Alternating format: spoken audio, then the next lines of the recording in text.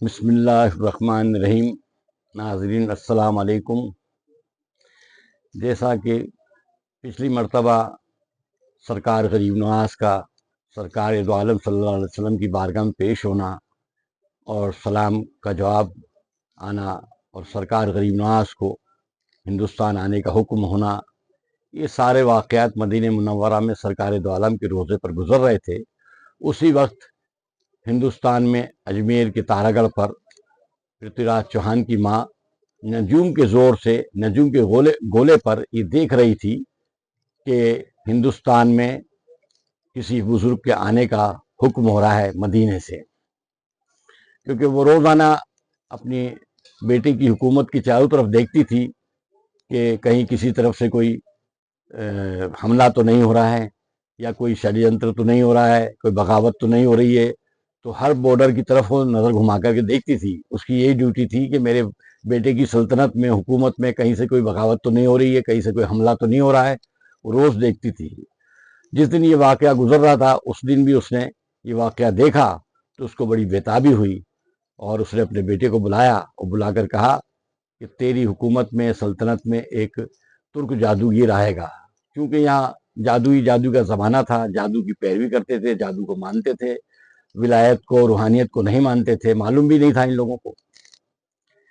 تو اس نے اپنی بیٹے سے کہا کہ یہ جو فقیر درویش عرب آئیں گے، ترک آئیں گے، ان سے تم جنگ مت کرنا، انہیں پریشان مت کرنا، ان سے لڑنا مت، ان کی پناہ میں، ان کی شرن میں چلے جانا۔ جب یہ واقعہ گزرا اور پرتھوی راج چوہان کو اس کی ماں نے بتایا تو اس نے کہا، ماں ایسا کون آدمی آئے گا جو مجھ سے جنگ کرے گا؟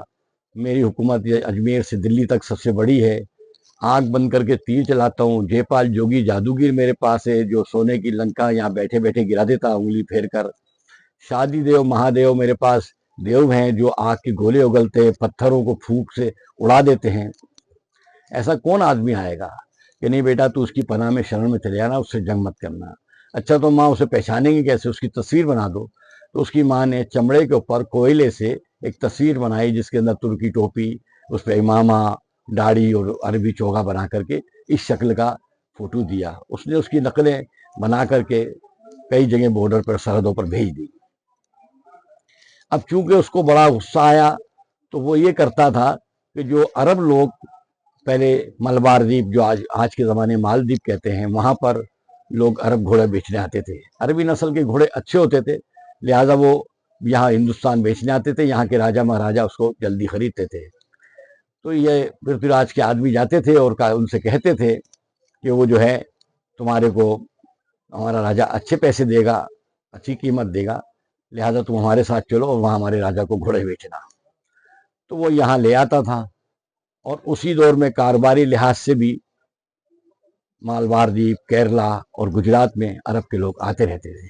جیسا کہ اس وقت لوگ بتاتے ہیں کہ ہندوستان میں پہلی مسجد گجرات میں بنی، جس کا قبلہ جو ہے بیت المقدس کی طرف ہے، وہ حضور کے زمانے کی تھی۔ کیرلا میں بھی چیرامل مسجد ہے، اس کو بھی حضور کے زمانے کی بتاتے ہیں۔ تو وہ لوگ وہاں آتے تھے، نماز وغیرہ پڑھتے تھے، بزنس کرتے تھے، اس لیے ان کو وہاں پر مسجدیں نماز پڑھنے کی ان لوگوں نے، یہاں کے جو راجہ تھے، جو باشندے تھے، اجازت دے دی تھی۔ اس لحاظ سے مسجد بن چکی تھی، پر یہاں دین نہیں پھیلا تھا، اسلام نہیں پھیلا تھا۔ اسلام تو سرکار غریب نواز کے ہندوستان آنے کے بعد ہی پھیلا تھا، اور سرکار غریب نواز جب ہندوستان پہنچ چکے، لوگوں نے کلمے پڑھے، 90 لاکھ آدمی نے کلمے پڑھے۔ اب وہ جو راجہ کے لوگ تھے ان کو پٹا پٹھو کر کے وہ یہاں لے آتے تھے، اور جو ڈھائی کا جھوپڑا ہے، اس کو لائبریری کہتے تھے، پستکالیہ کہتے تھے، جس کے اندر کتابیں، گرنتھالیہ کہتے تھے، سب کتابیں اور گرنتھ رکھے ہوئے تھے۔ یہاں پر ایک چکی بنی ہوئی تھی، اس چکی کے اندر جو مسلمان گھوڑے بیچنے کے لیے یہاں آتے تھے راجہ کے پاس، ان سب کو قیدی بنا لیتا تھا۔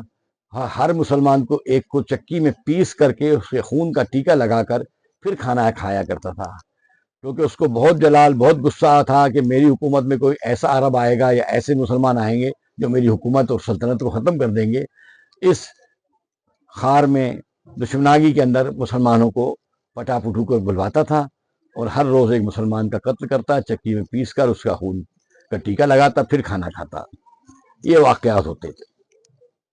ایسے حالات میں جبکہ وہ مسلمانوں کا دشمن ہو چکا تھا اور چن چن کو بلاتا تھا، کون یہاں آ کر کے دین پھیلاتا، کون آ کے یہاں مسلمان ہوتا، نماز پڑھتا، مسجد بناتا. ایسا کچھ نہیں ہوا. جو مسجدیں بنی وہ چونکہ دریا کا کنارے تھے گجرات میں اور کیرلا میں، وہاں تک جہازوں سے لوگ آتے تھے اور وہ گھوڑے وغیرہ بیچتے تھے اور وہاں سے ان کو پٹا کر وہ لوگ لے آتے تھے.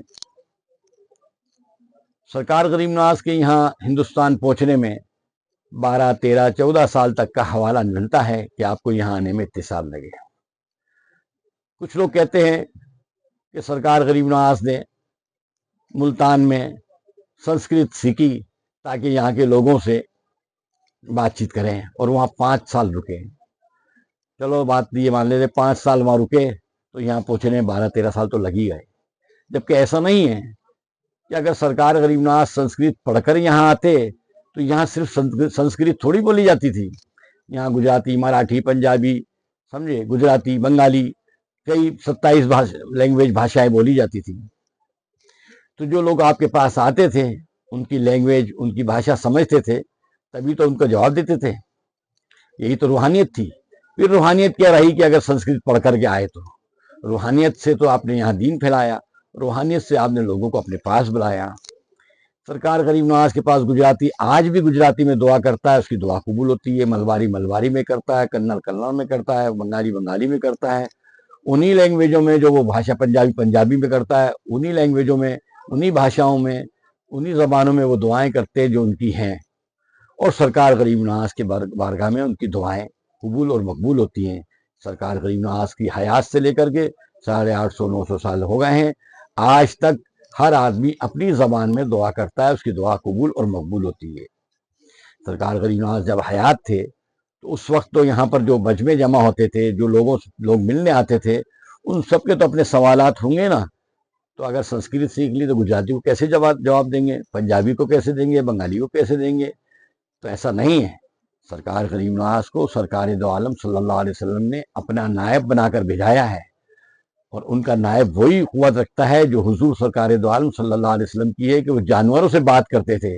جانور آپ سے بات کرتے تھے، آپ جانوروں کی بھاشا سمجھتے تھے، جانور آپ کی بھاشا سمجھتے تھے. تو یہاں تو انسان تھے.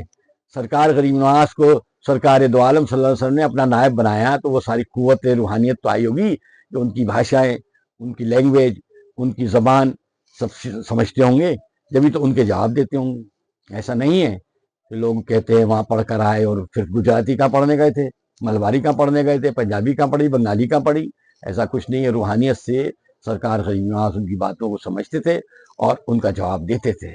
یہ نائب رسول ہونے کی آپ کی سب سے بڑی دلیل ہے. جب ہندوستان آپ آ گئے، اجمیر شریف رہنے لگے، یہاں پر کافی بادشاہ نے جو ہے، راجا نے بہت دشواریاں پیدا کی جو واقعات میں بیان کر چکا ہوں. اونٹوں کا بیٹھنا، آنا ساگر کے پانی کا سوکھنا، یہ تمام واقعات گزر چکے. اب سرکار غریب نواز سے ہندوستان میں ہیں، قیام ہیں، اور ہر روز راجا اور اس کے جادوگر اور اس کے جو سیناپتی تھے، اس کے لوگ تھے، وہ آپ کو پریشان کرتے تھے. پر آپ نے ہمت نہیں ہاری اور ہر وقت اللہ کی مدد مانگی. اللہ نے آپ کو، اللہ کے رسول نے آپ کو بھیجا تھا اپنا نائب بنا کر کے. تو آپ کو یقین تھا، بلکہ یقین کامل تھا کہ میں یہاں دین کی خدمت کرنے آیا ہوں اور دین کی خدمت کرتے ہوئے یہیں رہوں گا، اور بعد میرے مرنے کے بھی میرے مزار سے روحانی فیض لوگوں کا حاصل ہوتا رہے گا، اور آج تک ہوتا رہا ہے اور ہوتا چلا رہے گا قیامت تک انشاءاللہ. الحمدللہ رب العالمین.